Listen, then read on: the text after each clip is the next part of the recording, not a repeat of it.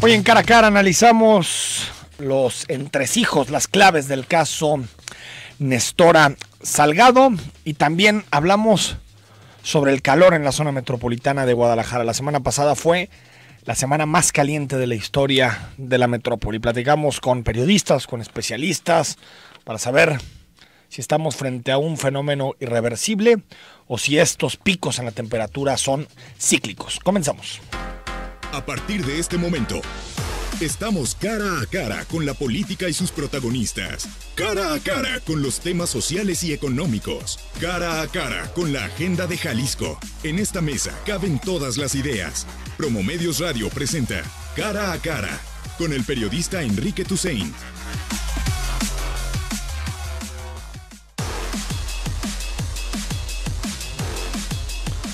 Un nombre propio ha aparecido en la campaña desde el segundo debate efectuado en la ciudad fronteriza de Tijuana, Baja California. El nombre propio de Nestora Salgado ha aparecido en tweets,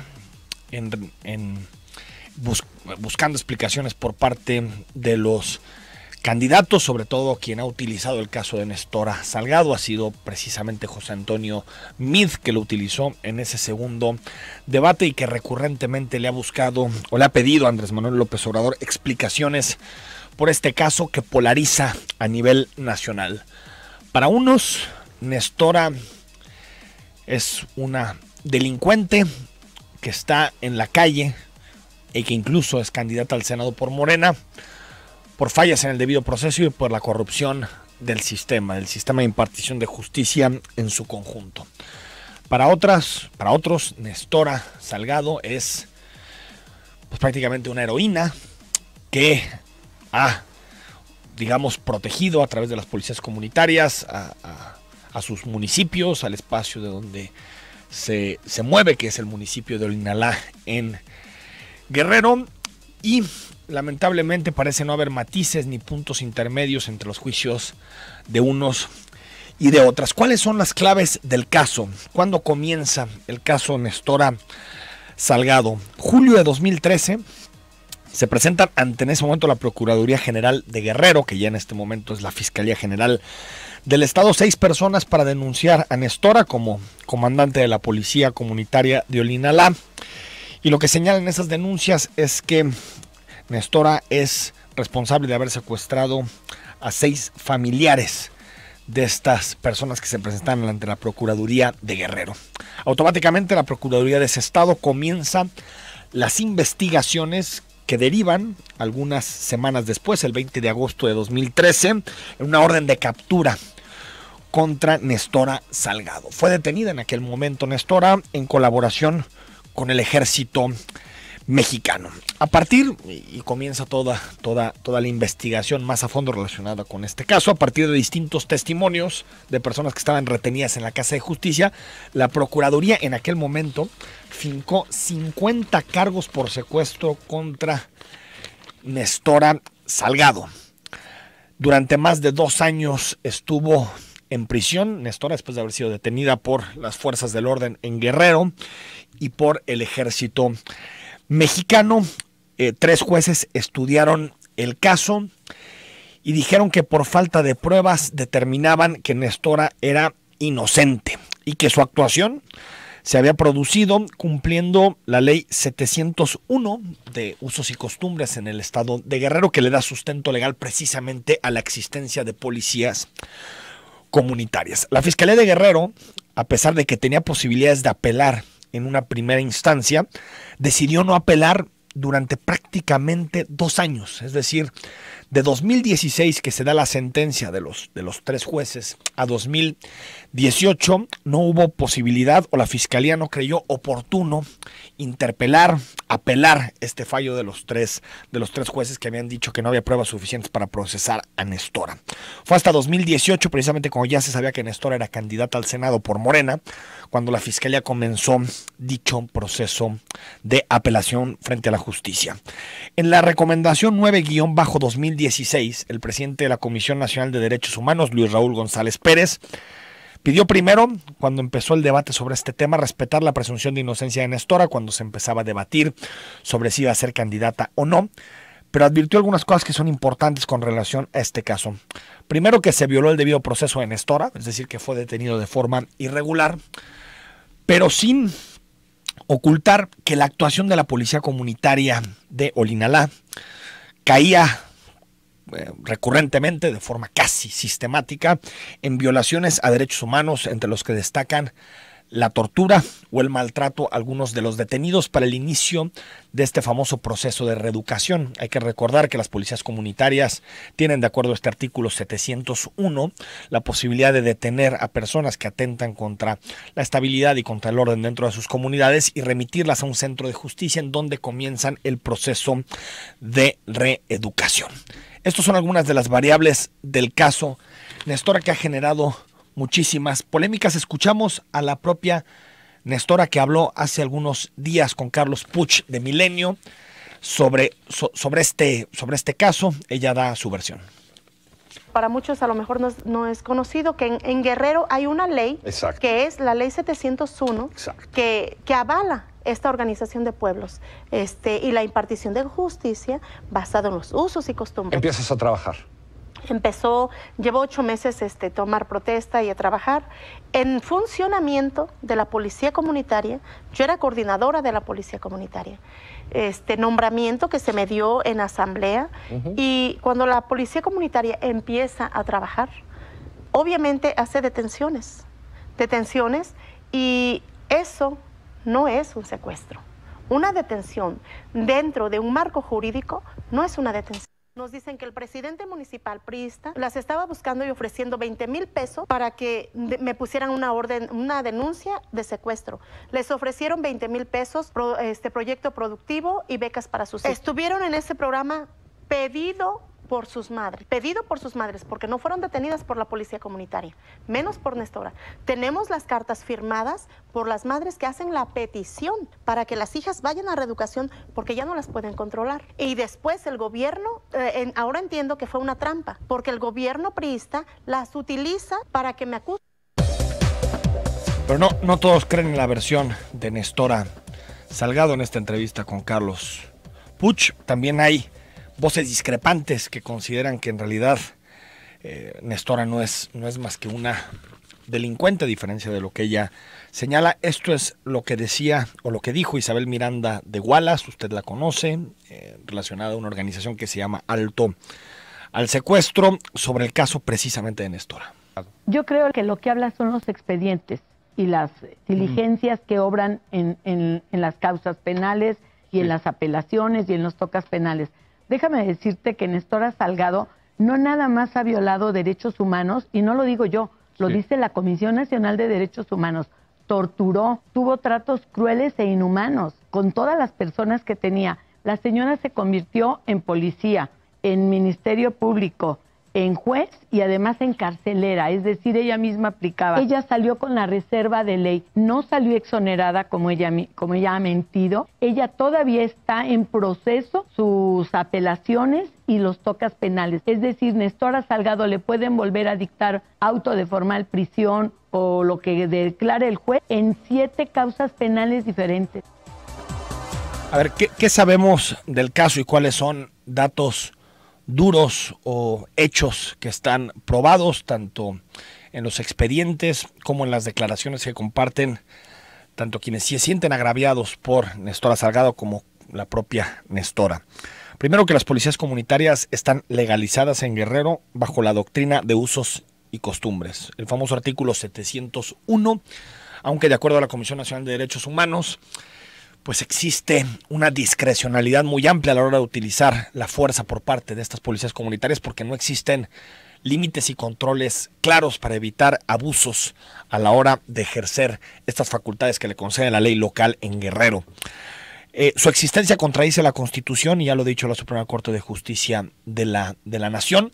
Sin embargo, responden las policías comunitarias y las autodefensas, responden a un abandono del Estado en una de sus principales facultades, que es la de promover, justicia y promover seguridad a las poblaciones. Por lo tanto, por más que son anticonstitucionales o inconstitucionales de acuerdo a lo que ha dicho el máximo tribunal, también tenemos que decir que responden a una necesidad histórica en algunas poblaciones en donde el abandono del Estado es clarísimo. También sabemos que se pedían fianzas, algunas monetarias y otras en especie, para que algunas de las personas que eran retenidas en el centro de justicia salieran a la calle, salieran en libertad.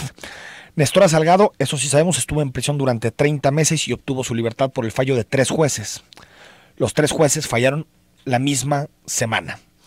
La Fiscalía de Guerrero actuó tarde en la apelación, decíamos, parece que más movido por objetivos políticos, porque durante más de 2 años no hizo nada por apelar las sentencias que le daban libertad a Nestora. En estos momentos sus derechos políticos están intactos por la sentencia de estos 3 jueces, es decir, por más que tenga posibilidad de apelar la Fiscalía de Guerrero, cosa que sabremos en próximos días si la apelación resulta o si la apelación tiene sustancia y por lo tanto es aceptada por los jueces. Sin embargo, en este momento como tal, Nestora Salgado es pues libre como cualquiera de nosotros para contender por un cargo popular.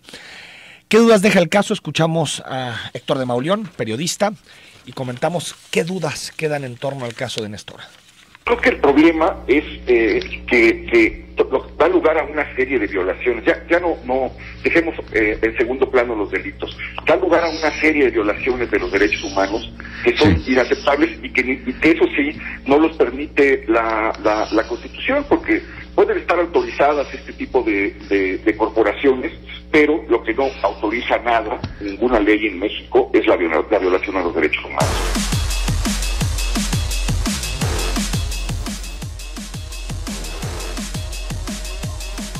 Creo que el problema es que da lugar a una serie de violaciones. Ya no dejemos en segundo plano los delitos. Da lugar a una serie de violaciones de los derechos humanos que son inaceptables y que eso sí no los permite la Constitución, porque pueden estar autorizadas este tipo de corporaciones, pero lo que no autoriza nada. Bueno, Héctor de Mauleón es un periodista de investigación que se ha metido a analizar este tema y que tiene una columna muy recomendable en el Universal que se llama La Otra Nestora, en donde analiza el caso, algunas de las pruebas después de haber revisado el expediente. ¿Qué dudas deja el caso? Realmente Nestora no ha respondido en temas puntuales, como por ejemplo se exigía recursos para liberar a personas en los centros de justicia de Olinalá, que son acusaciones directas de parte de quienes se sienten agraviados por Nestora, y que todavía no sabemos exactamente si eso ocurre de forma regular o irregular, es decir, si son fianzas, que por supuesto avala la ley local en Guerrero, o si eran más extorsiones para dejar salir a personas. Tampoco queda claro por qué los 3 jueces fallan en la misma semana. A la Fiscalía le importó poco, más bien politizó el caso para después apelar. Tampoco se sabe y tampoco se han respondido por las acusaciones que en su momento lanzó Nestora contra grupos políticos afines al PRI, que habían utilizado algunas víctimas para tomarse revancha contra Nestora. Lo que sí nos queda claro es que el debate sobre las policías comunitarias es fundamental. Tienen que existir por el simple hecho de que hay muchos espacios abandonados en nuestro país que necesitan protegerse frente al crimen organizado y frente a la violencia. Sin embargo, el marco regulatorio actual es totalmente discrecional, y también nos queda claro que el sistema de justicia en nuestro país está totalmente colapsado, por lo que llegamos al punto en el que es un debate de versiones. La versión de José Antonio Meade, la Fiscalía de Guerrero y algunos actores relacionados al PRI que siguen viendo a Nestora y algunos activistas como Isabel Miranda, que siguen viendo a Nestora como una secuestradora, o la versión de Morena y de algunas organizaciones de la sociedad civil que señalan que no, que en realidad es una perseguida política y que se está utilizando el caso para chantajearla ahorita que es candidata al Senado de parte de Morena.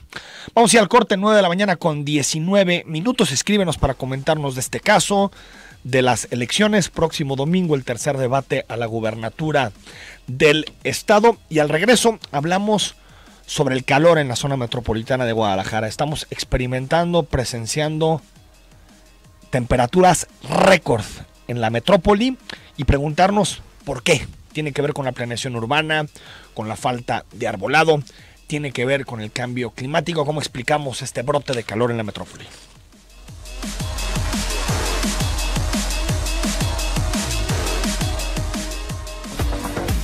Estamos un paso adelante en la información, en la música y en el reporte vial. Mándanos un WhatsApp al 3318 807641. Zona 3, un paso adelante en el 91.5 FM.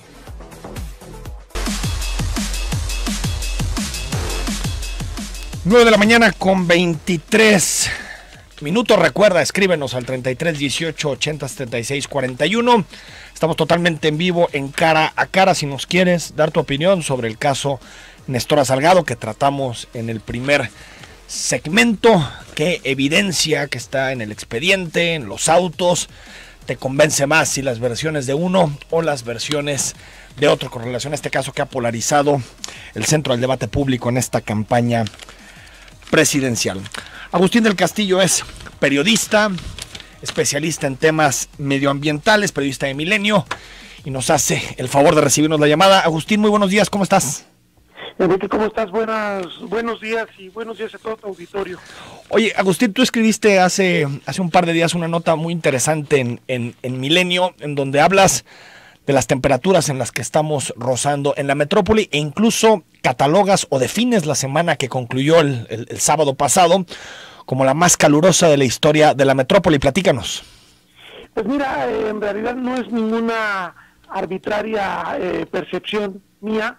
Estoy fundamentando esa publicación en lo que la Comisión Nacional del Agua, a través del Servicio Meteorológico Nacional, emite día con día a través de su red meteorológica. Tiene una red en la zona metropolitana que mide temperatura y que de algún modo es el dato oficial respecto al tema de la temperatura, en este caso en Guadalajara. ¿Qué indica esos datos? Pues que durante 2 de las 5 jornadas hasta entonces reseñadas, porque esta publicación se basa con datos hasta el viernes pasado, en 2 casos en la estación meteorológica de Tlaquepaque, se llegó en uno a 39 grados y en otro a 40 grados.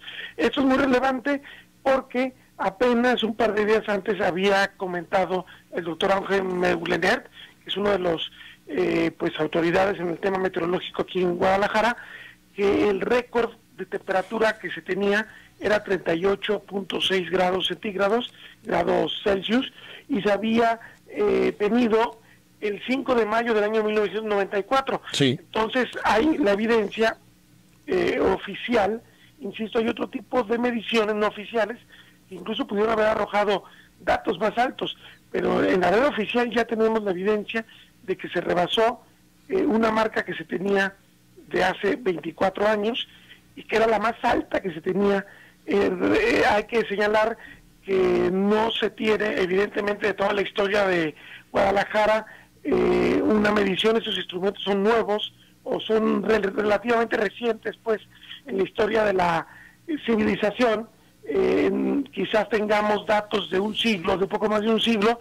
Lo cierto es que es la primera vez que se alcanza, de acuerdo a la medición de esos instrumentos, una temperatura de estas características, de esta elevación, lo cual creo que podemos por eso afirmar con cierta certeza que estamos hablando de que fue la semana de más temperaturas de la historia de Guadalajara. ¿A qué lo podemos atribuir, Agustín? Es decir, estamos hablando de un accidente, de tal vez una reacción cíclica que tiene que ver con coyunturas o factores muy específicos de la semana que pasó, o estamos hablando ya de una tendencia que a ti te parece que puede ser atribuible a otros fenómenos como el cambio climático? Creo que tendríamos que hablar de los dos temas. Tenemos que hablar de lo global y de lo local. En lo global, pues hay un fenómeno, una ola de calor muy acentuada que el Servicio Meteorológico Nacional identificó para gran parte del país, pero especialmente asentada en los estados de Jalisco, Michoacán y Colima, pero evidentemente la condición física, el territorio transformado de Guadalajara lo ha acentuado, porque si esto fuera un territorio con muchos árboles, con muchas áreas verdes, con menos pavimento, seguramente no se habrían generado las condiciones locales también para que esto se elevara tanto. Ahora, no es tan anómalo una temperatura de 40 grados, considerando que la misma ola de calor nos arrojó temperaturas cercanas a 50 grados en algunos puntos del territorio nacional, pero estaremos de acuerdo que no es lo mismo Chihuahua, Durango, la zona del desierto, Sonora, que Guadalajara, que es una zona que no es desértica, sí, por lo menos no es desértica todavía, es una tendencia que se está dando en el territorio de la expansión del desierto, que también tiene que ver con un fenómeno global de cambio de patrones de temperatura, pero no se ha dado todavía. Guadalajara, en ese sentido, sería bastante sorprendente que ya se haya llegado a la temperatura de 40 grados. Aquí mismo en Jalisco tuvimos 45 grados en Bolaños. En Bolaños, Bolaños es la frontera del desierto. Y desierto, ¿no? Claro. El desierto de Chihuahua. Sí, ¿no? sí. Ahora, Agustín, en ese mismo sentido, porque ha habido mucho debate, sobre todo la semana pasada en la ciudad, sobre los árboles, y si hemos vivido en Guadalajara una pérdida dramática de nuestro arbolado urbano. ¿Tú estás de acuerdo con eso? ¿Esto tiene que ver precisamente con la ausencia de árboles? Sin duda, y bueno, se hablaba de unos 700 y pico árboles, sí, de la línea 3. Evidentemente la pérdida cotidiana de árboles es mucho más alta. Yo recuerdo que hace un tiempo la Dirección de Parques y Jardines de Guadalajara señalaba que por año se le pedían 1.500 permisos para retirar árboles. Por año. O sea, por año. O sea, es muchísimo más que lo que se perdió en línea 3. Tenemos una cultura poco propicia al árbol, en el sentido de que cuando la gente considera que su finca tiene algún problema, que a veces puede ser incluso justificado, porque a veces el árbol no está bien implantado en una zona determinada y está posiblemente dañando los cimientos, dañando las redes de agua y drenaje. Ahí sí podría ser justificado. En muchos otros casos es muy frívolo, es porque está quitándole la vista a la finca, está quitándole la vista al anuncio, al negocio, y bueno, pues con esos tipos de criterios se accede o se solicita que se retire el árbol. Obviamente muchas veces no se les da el permiso, pero la gente se las ingenia, o de forma totalmente ilegal lo hace, o a veces procura secar el árbol para que ya después no quede más remedio que otorgarles el permiso. Sí. Pero sin duda tenemos un problema de cultura frente al árbol, o por lo menos una cultura ambigua, porque creo que si esta ciudad tiene muchos árboles, o tenía muchos árboles, es porque a la gente le gustaban los árboles. Pero al mismo tiempo, el árbol es algo utilitario y cuando estorba, termina siendo retirado. Estamos hablando entonces de un problema con la cultura del árbol y un problema que pasa en las instituciones, y yo diría que no se limita a línea 3. Habría que señalar que desde el año 1992, cuando se inauguró el Parque de la Solidaridad Iberoamericana, acá en los límites de Guadalajara, y el Parque Metropolitano en Jocotán, no se ha creado un área verde de grandes dimensiones.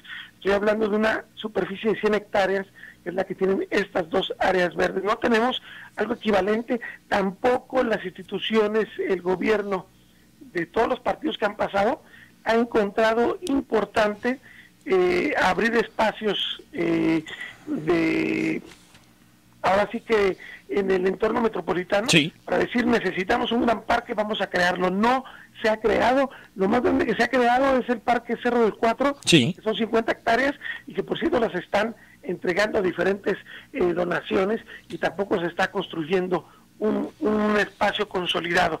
No tenemos realmente, y creo que aquí podemos politizarlo un poquito, han pasado gobiernos del PRI, gobiernos del PAN y gobiernos del Movimiento Ciudadano, y ninguno de los tres ha tenido esta visión de decir el espacio público abierto es valioso y vamos a consolidarlo como área verde. No ha pasado eso, desgraciadamente.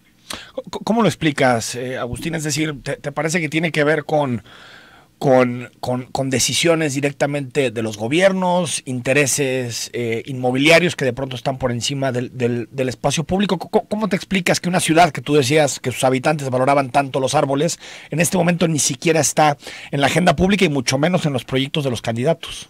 Pues yo creo que es junto con pegado también. Me parece que también podríamos decir, sin temor a equivocarnos, que el sector inmobiliario ha sido uno de los más influyentes en la historia de Guadalajara en los últimos 30 años, el área metropolitana, pero evidentemente también ha faltado visión, ha faltado la claridad de lo ambiental, del uso del territorio, de la responsabilidad del espacio público. Recordemos que los gobiernos municipales, a partir de las reformas justamente del año 92, las reformas que crearon, que modificaron la ley de asentamientos humanos y que modificaron también pues el artículo 115 constitucional para darle el control del territorio al municipio, sí. Pues hacían responsables los ayuntamientos de justamente proveer este tipo de bienes a las ciudades y a los poblados en general en todo el país. Y podemos decir que reprueban ampliamente todos los municipios porque no tuvieron esto que sí se tenía desde la visión federal y estatal, de decir vamos a crear espacios, proyectos ambiciosos para grandes espacios. Estos dos espacios que estamos hablando fueron ambición del gobierno del estado, y el último gobierno que tuvo esta visión fue el de Guillermo Cosío, por cierto.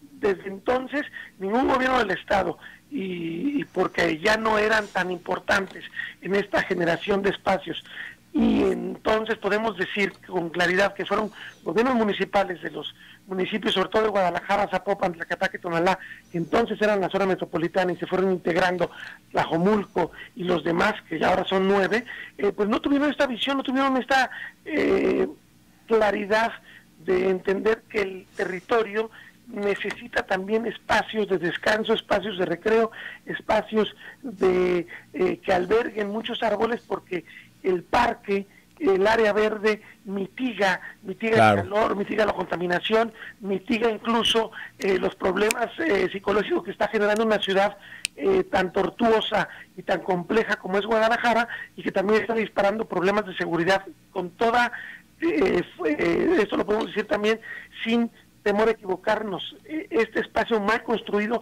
también está generando una ciudad más violenta. Esto es responsabilidad de los municipios y su falta de visión sobre el uso del territorio. Clarísimo, Agustín, un abrazo. Gracias y saludos a todo tu auditorio. Ahí está Agustín del Castillo, periodista especializado en temas medioambientales.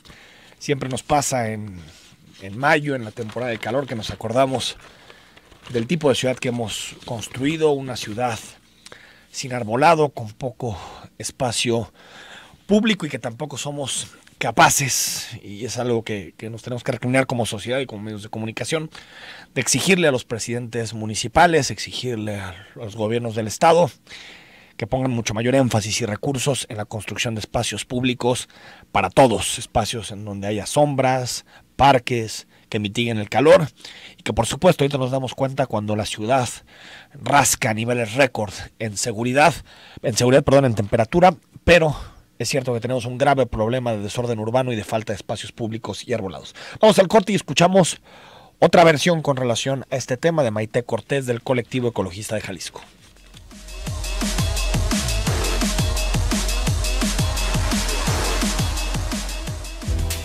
En Zona 3, avanzamos a paso firme. Síguenos el paso en redes sociales como Zona 3 Noticias. Un paso adelante. Zona 3, 91.5 FM.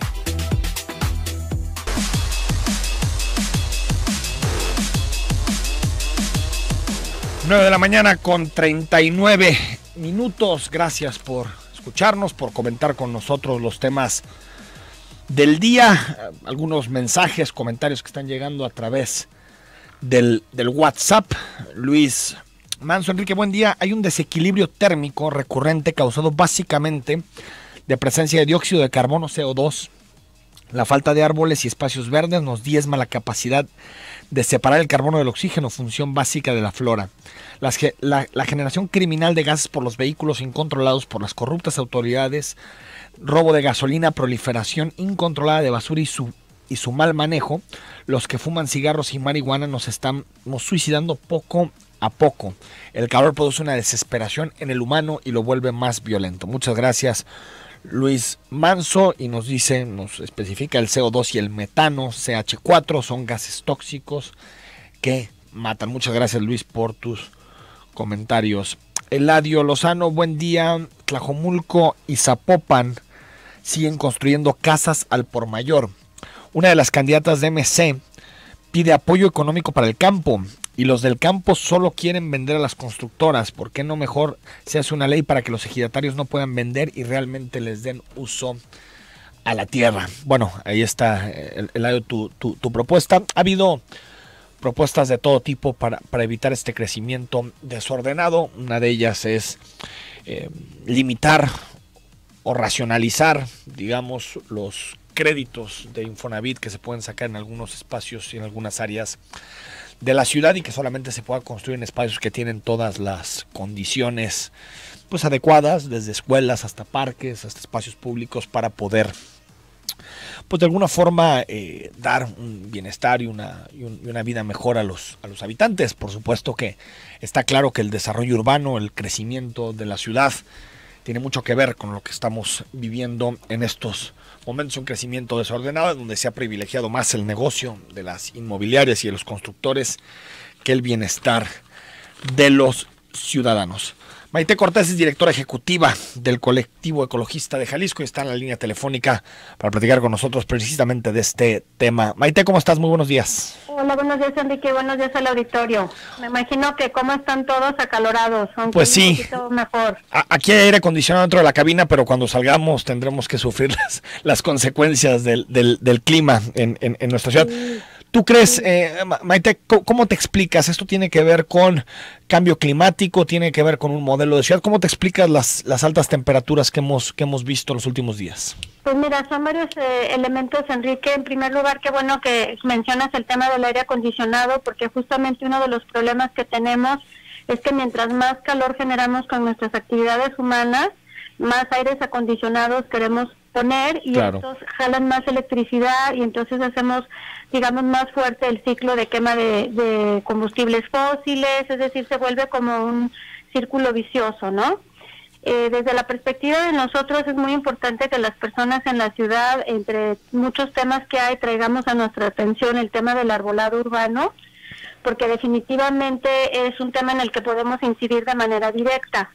Muchas de las personas que nos están escuchando seguramente coincidirán conmigo en el tema de que hay una gran cantidad de vecinos de que no quieren tener árboles porque no quieren barrer hojas, porque sí, dicen que los árboles producen basura. Déjame decirte que lo que los árboles producen es sombra y además tienen un efecto muy importante para mitigar las altas temperaturas y las islas de calor por dos vías. Una vía muy importante es que dan sombra y al dar sombra evitan que se calienten las superficies que están abajo. Como tú sabes, el calor primero se almacena y después se libera. Si tú tienes una calle sombreada, la cantidad de calor que va a absorber el pavimento es mucho menor que si no la tienes arbolada. Y este calor se queda guardado en el pavimento y después se libera. Entonces, uno, los árboles nos dan una sombra muy importante. Dos, cuando el aire caliente pasa a través del dosel de los árboles, es decir, del conjunto de las copas de los árboles, hay un grado importante de intensidad de enfriamiento, por lo que la temperatura en esa área es menor que fuera de ella. Además, ese árbol que se enfría pasando a través de las copas de los árboles, se mezcla, se dispersa y se mezcla con el aire caliente que está afuera. Si te fijas, desafortunadamente, muchas de las calles de nuestra zona metropolitana de Guadalajara o no tienen árboles o tienen árboles en mal estado. Es muy importante que los árboles hagan filas completas, no sé si me explico, no es lo mismo tener 3 árboles en una cuadra aislados que tener una copa pegada a la siguiente, que sí, nos va a ayudar a hacer este efecto. Otra cosa muy importante, Enrique, que debemos reconocer acerca de los servicios ambientales de los árboles en la ciudad, es que una parte del calor del sol se almacena en el árbol para que el árbol pueda convertir el agua líquida en vapor de agua. Y entonces este calor que se gasta en este proceso de convertir el agua de líquida en gaseosa ya no se va a calentar el aire. ¿Sí me explico? Entonces sí, ese es otro efecto muy importante que nos están haciendo los árboles, el tema de la transpiración, porque al crecer transpiran agua, ¿no? Y entonces con esto incrementan el almacenaje de lo que se llama el calor latente. Es decir, parte de la energía del sol se va a convertir el agua de su estado líquido al gaseoso, como les estaba mencionando, lo cual evita que ese calor se gaste en calentar el aire. Déjame decirte que de acuerdo a las investigaciones que tenemos, también con el despacho que yo trabajo, que es Canopea, que nos dedicamos a arboricultura urbana y pedagogía ambiental junto con el colectivo, bueno, tenemos estimaciones porque trabajamos con arboristas certificados, hacemos censos, etcétera. Las estimaciones que tenemos en este momento es que del 100% de los árboles en Guadalajara, en la zona metropolitana, tenemos solamente un 25% que están en buen estado. O sea, 1 de cada 4. Así es, lo cual, pues la verdad no es una buena noticia porque sí estamos muy deficitarios en árboles de calidad. Cuando hablas, Maite, perdón, de déficit de árboles, ¿tienen una cifra estimada para la metrópoli? Sí, mira, lo que pasa es que hay muchas formas de medirlo. Hay cifras de la Organización Mundial de la Salud en base a cuántas metros de áreas verdes tenemos que tener por persona. Metros cuadrados por persona tenemos que tener. Un asunto importante es que aquí hay que distinguir si vamos a hablar de metros cuadrados de áreas verdes que incluyan pasto, camellones, etcétera, o si solamente vamos a hablar de árboles. De arbolado. Si hablamos de arbolado, de qué dimensiones. Y ahorita por la extensión del espacio que tenemos contigo no nos podemos extender en eso. Pero definitivamente es un punto importante. Cuando nosotros decimos déficit nos referimos a que no estamos teniendo ni siquiera un árbol por persona. Y un árbol nos referimos a un árbol, por lo menos un árbol de 30, 40, 50 años que esté dando sus servicios ambientales en toda su capacidad, ¿no? Entonces, el otro 25%, estamos hablando de un 100, el otro 25% es sobre todo árboles enanos que se les practica la llamada poda topiaria. Sí. Son estos arbolitos que los hacen perritos, bolitas. Sobre todo los ficus, ¿no? Exactamente, que eso se les practica mucho los ficus benjamina, que déjame decirte que aunque los ficus benjamina son una especie exótica para México, pues son muy resistentes a la contaminación atmosférica, dan mucha sombra, almacenan agua, o sea, no son la especie más adecuada que plantar, pero si ya los plantamos, pues cuidémoslos, porque la verdad es que sí son una especie guerrera, digamos, para las condiciones urbanas muy hostiles en las que nos encontramos ahorita en Guadalajara. Y de la otra mitad de los árboles, por lo menos 25 tienen el muérdago, y el otro 25 requieren podas de estructura o de otro tipo de poda, ¿no? Entonces, me parece muy importante llamar la atención del auditorio, Enrique, en el sentido de que, como decimos siempre en el colectivo, el árbol de tu banqueta cuenta para el planeta, pensando en términos de cambio climático, pensando en calidad del aire. Guadalajara es una de las ciudades mexicanas con peor calidad del aire, con picos de ozono, con picos de partículas suspendidas. Necesitamos árboles de calidad y también necesitamos pensar que los árboles sufren las malas condiciones climáticas, acumulan, por ejemplo, estos polvos y este smog en sus hojas, lo cual baja su capacidad fotosintética y también pues les complica su propia respiración.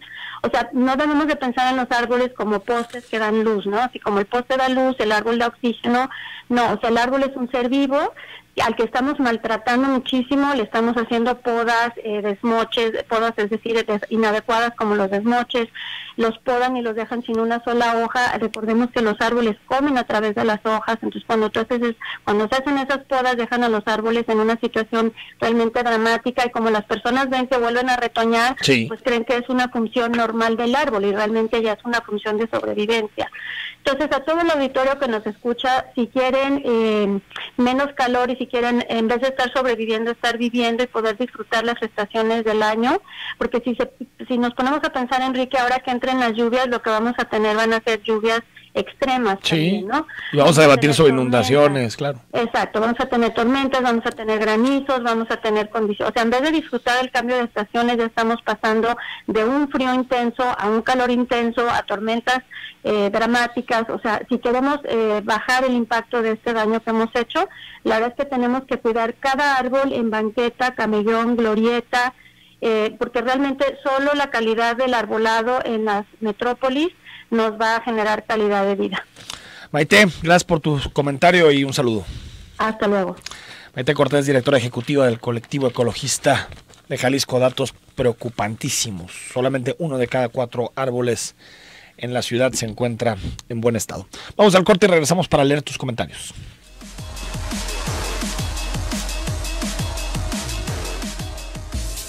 La música evoluciona, la noticia se vuelve historia y Zona 3 sigue avanzando. Estamos un paso adelante en el 91.5 FM, Zona 3.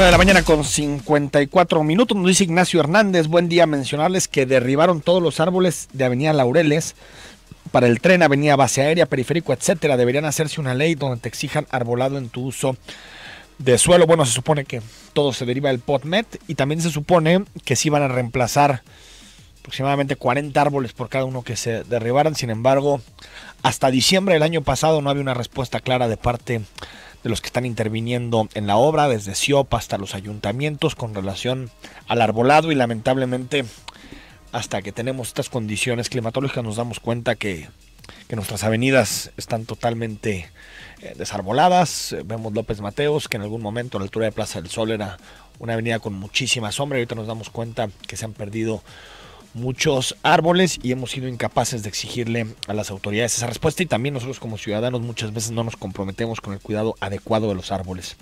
Javier Galindo, buen día. Creo que encontrar las causas de la ola de calor que cada año resentimos más en la zona metropolitana no es una labor titánica, solo hace falta sentido común. 1. Cada año desaparecen árboles. 2. Terrenos baldíos que antes sirven para absorber lluvias ahora están llenos de concreto. 3. Pavimentación de calles que antes eran empedradas y ahora no solo estas ayudan a regular el calor, por ejemplo, zona industrial, tal. Te agradezco mucho, afectan al cableado de energía eléctrica, ya sea para hacerlos más estéticos, hace falta mucha cultura ambiental y ecológica. Muchas gracias, Galindo, por tu comentario.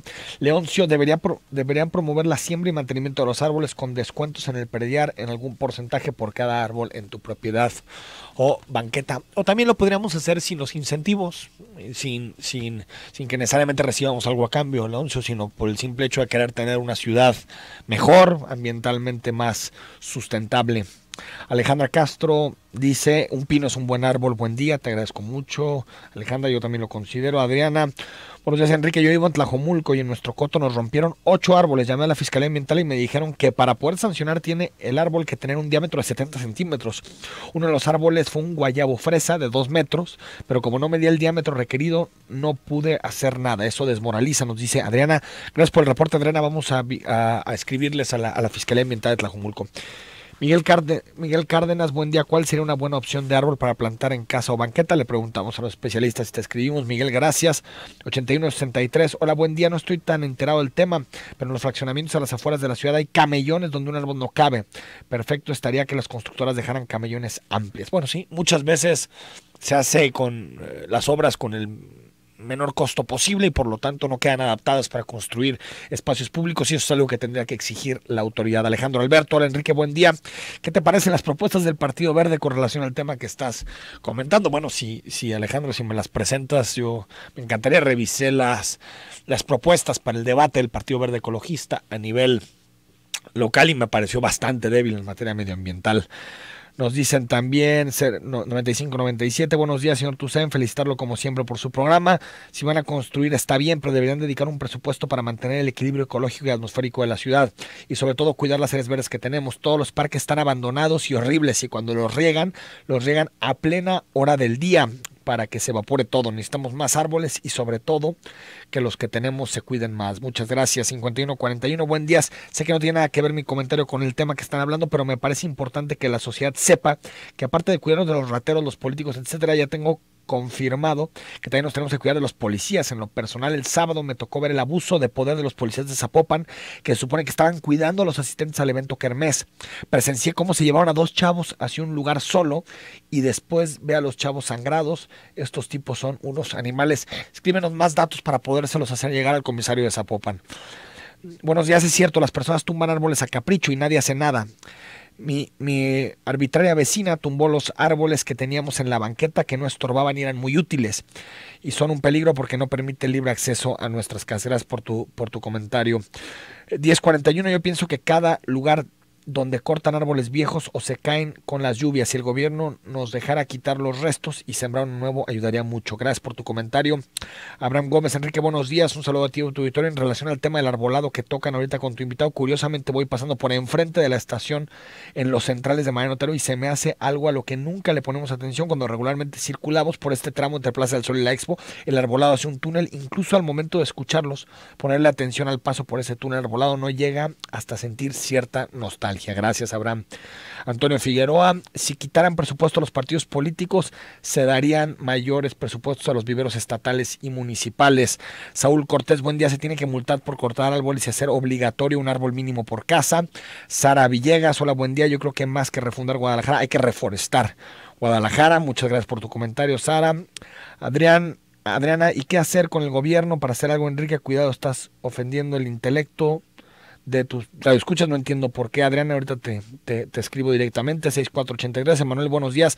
Nestora es víctima de la guerra sucia del PRI, partido que ya no debería existir, pues es la que ha lastimado a las instituciones.